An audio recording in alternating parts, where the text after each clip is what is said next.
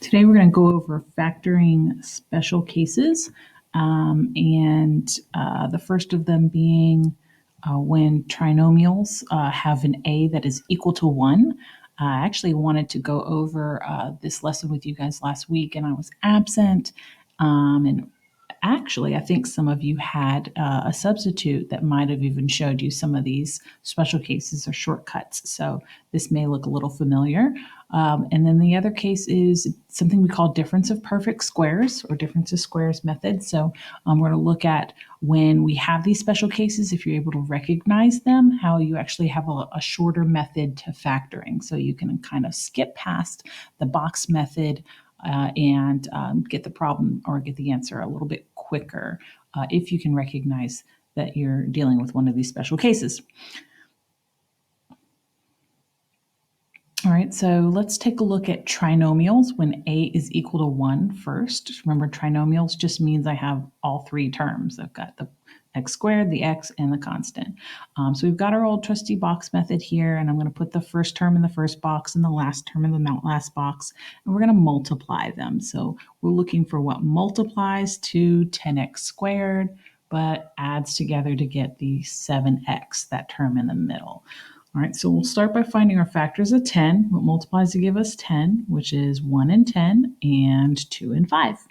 All right, so out of those combinations, we want to see what adds together that would give us 7x or 7. So 1 plus 10 gives me 11. 2 plus 5 is what gives us 7. So we're going to put the 2x in the box and 5x in a box. And we go and take our GCF out. So GCF here is x, GCF here is positive 2, GCF here is also x, and then GCF here is a positive 5. So I have my x plus 5 and my x plus 2, and I can put them in factored form. And it looks like I've got 5s and 2s in every situation here. How is it that I really needed this box if I've really kind of got the answer already right here?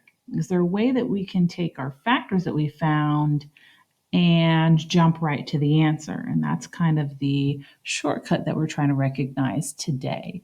So while you're thinking about that, let's move to the next problem and we'll try another one. Notice we've got a little negative sign here. So let's watch our factors and make sure we account for negatives. So we'll put our last term 6 in this box and x squared in the first box. And then we multiply. So x squared times 6 is looking for something that multiplies to 6. So why am I multiplying these numbers if each time I'm just getting 6 or the last number? Right? Is there a way that I can just go ahead and jump to my factors without having to set it up in the box first? Right, that's what we're thinking of.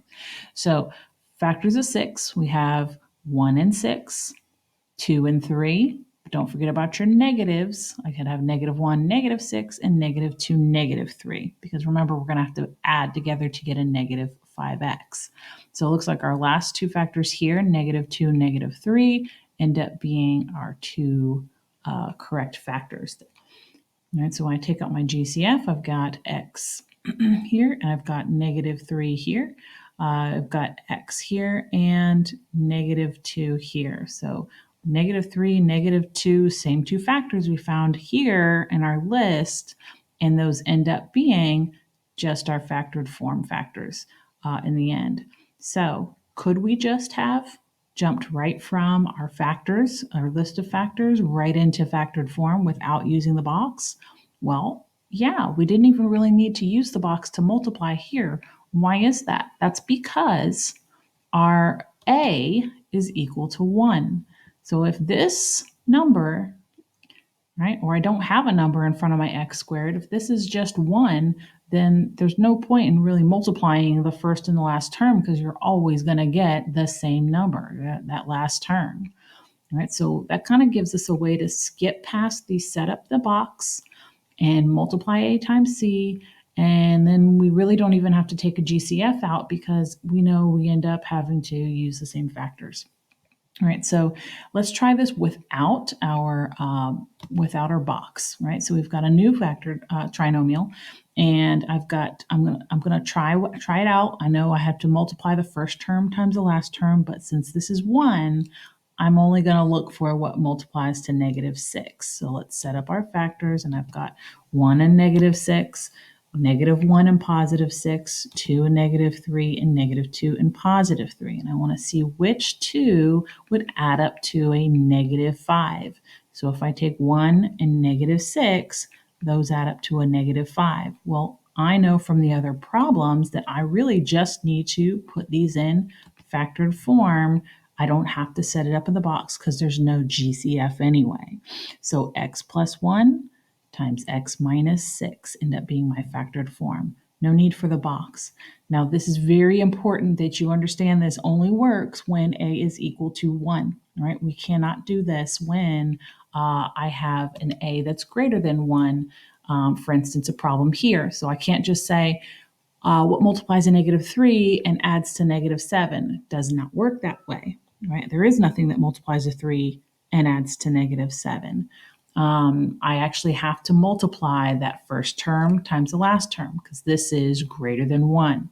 So we're not looking for what multiplies to negative 3. We're looking for what multiplies to negative 18, right? So that's our first box times the last box. And then we're going to have a GCF. So we have to use our box method in a problem like that. So you're not going to be able to avoid that. No shortcuts when a is not equal to 1. You can't avoid using it then. Sorry.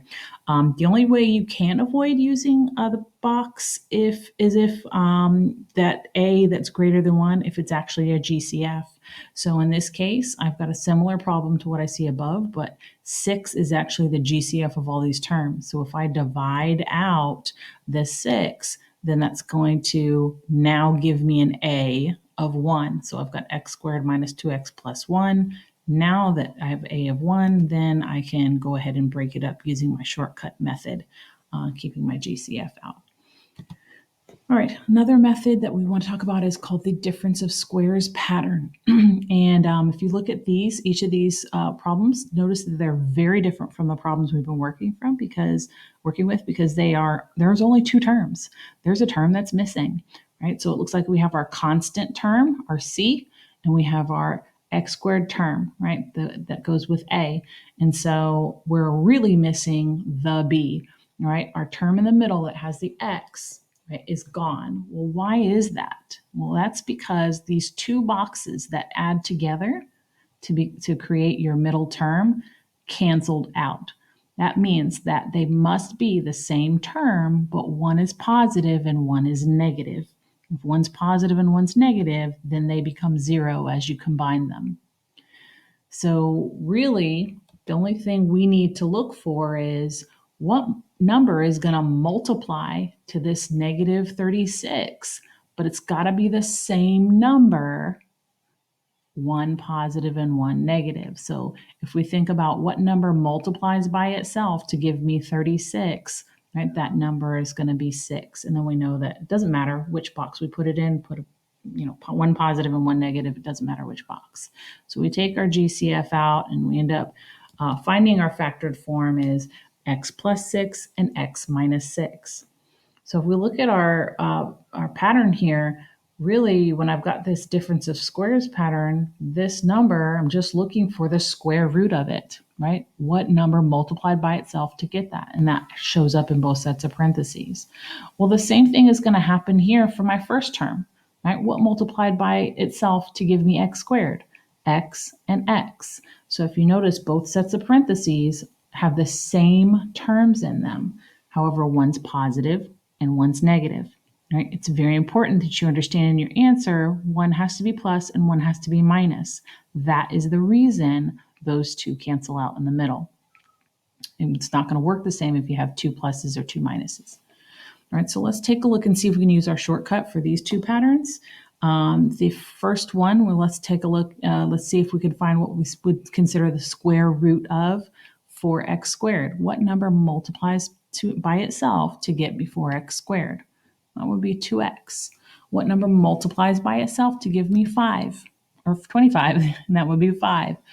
Right, so 2x and 5 are going to be the two terms inside my factored form parentheses. So 2x plus 5 and 2x minus 5. So notice both sets of parentheses have the exact same terms, 1 plus and 1 minus. No need to use the box for these. If you can recognize that it's a difference of squares, then you don't need to do the box. There's no need for any GCF. You're just going to split it up into the perfect squares. All right, so I have 9x to the fourth and 16, right? So I'm going to look for what multiplies by itself to give me 9x to the fourth. Well, that's going to have to be 3x squared. X squared times x squared gives me x to the fourth. What multiplies by itself to give me 16, and that would be 4. All right, so 3x squared and 4 would be the two terms in my parentheses, making sure I have 1 plus and 1 minus, and we're done with the problem. It's that quick and easy. All right. How do I know it's a difference of squared problem? And I can use these shortcuts. One, it has to be that there's two terms, your a term and your c term, right? Your x squared and your constant, right? So those two terms have to be subtracted, right? And remember, we have a positive times a negative, which is why your terms cancel out, and then it's going to leave us with a subtracted or minus constant in your original problem. Perfect squares. So that means in order for this to work, that both terms have to have some number that multiplies by itself in order to get that perfect square value. So those are your three situations that have to be true for that pattern to work. All right, so these notes are going to be in PDF form on the modules, and then of course you can rewatch them. Make sure you get to your Canvas activity where you practice a little bit of reviewing. Always remember to factor out a GCF first because it may make your problem easier. And then if any of these shortcuts are still a little too complicated for you, as long as you keep using the box method, it is always going to work for you. So you're welcome to continue using the box method. If you feel like you don't need the box method anymore, great. That just means that you might be able to do these problems a little bit faster.